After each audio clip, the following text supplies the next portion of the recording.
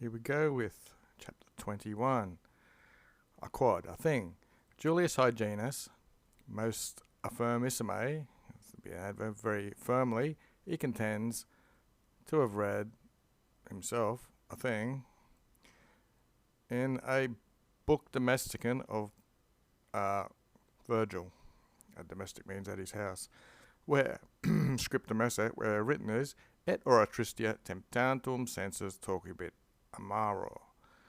Not what the vulgar common people, or what is commonly legated, read, sensu, okay, so there's a difference there. Talk a bit amaro, okay, so he says that these wordings were different there. Anyway, istos verses, these verses in the accusative from the Gorgics of Virgil, Georgics, whatever you call them, pleriqui, generally, all they read sic thus.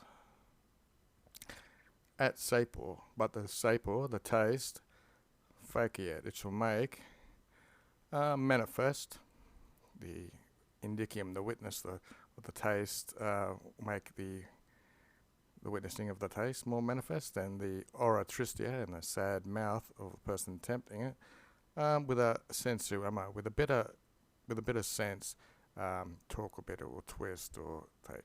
So what he's saying is it's going to make manifest for a witness of how it's taste, because you're going to have a sad or twisted mouth by the bitterness.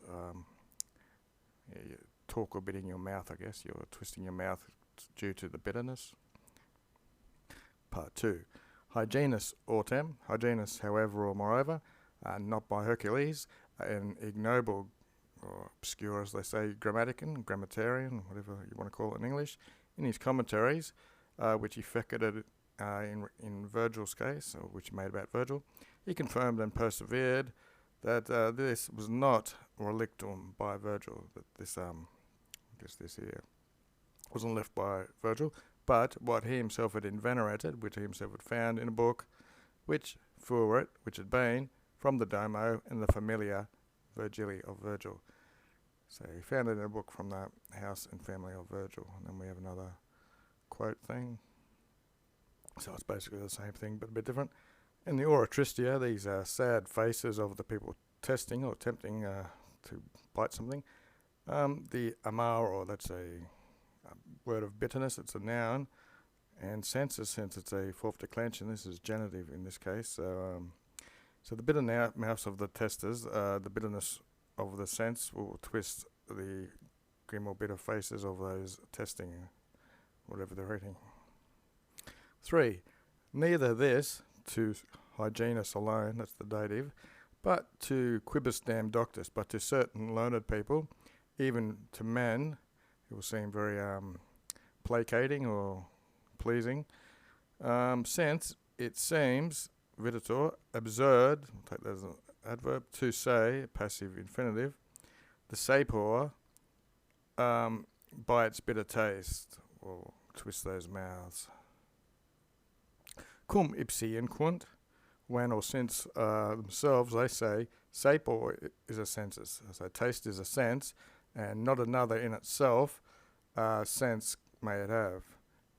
So I guess your sense of taste can't have eyesight or hearing or whatever. It can only have the one taste. And proindicit, and just as it can be as if it is said, sensus, the sense, twists or bends with a bit of sense. Yeah, so using sensus twice, sapor is to define it as exactly which of the senses is. Would you have 5 senses or the 6th sense if you're a psychic or something? 4. Sed enim cum, for but when, we'll just say is but when, to favorinus of Hyginus, the commentary of Hyginus, legissim I'd read. So when to favorinus I had read the commentary of Hyginus, and to him immediately it was displeasing, displicata. It's unsolentia, it's not customary, and it's insuave, it's not normal, and it's not very pleasing. Of this sensu talk a bit amaro, he risited, he laughed, and he inquired, he said, Jove lapidem, so Jupiter and a stone, which are the most sanctissimum, the most holy or something of oaths. Use Urandum's the oath. Yeah, it is considered habitum est. So if you swear by a rock in Jupiter, it's the most holy of oaths. I'm prepared to I'm prepared to swear that Virgil, this numquam, never scripticidet. He never wrote this. But arbitra, I think, Hygienius to be speaking verum, the truth. Okay, so Daily Dictionary, amaro, amaroris, a bitter taste or bitterness.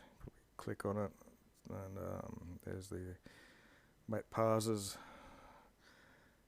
You can see it's a third declension.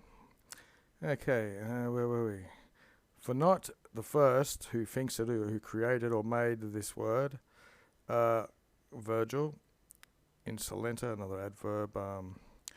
So it looks like Virgil wasn't the first to use this word or fix it into poetry, but in the Carmina Busters of Lucretius, so in the poetry of Lucretius, its use is ablative. Its uses it was found. He was not spurning away the authority of a poet with ingenio and eloquence. Ingenio is his character and skill. Fecundia is his way of speaking. Pray excellency, so he excels. It's very excellent. So Virgil was making use of a word Lucretius used because he's very excellent. Nearly done. Anyway, 6. The words, the verba from 4 of Lucretius, I guess book 4 of Lucretius, haec sunt, that is these. When you see plural, you know haec's the neuter. Dilutique contra, when 2 or more, when we gaze on absence, that's what they call it, wormwood, it's probably called absence in a version of English. When we see it being mixed, to be mixed, the amaro tangets us, as we saw amaro twice now. It's the probably not the taste, it's the bitterness, because they're actually viewing it. So it's like when you cut onions, I guess a bit of the does affect you. The bitterness touches you, and so it's a bit dilute as well. So you've diluted some absinthe. Anyway, not the words, however, alone, sola, but the verses close to the whole ones, totus, and in the same sort of places also. We see Virgil to be a sectatum to followed, pluros, many places of Lucretius. And that's it for the day.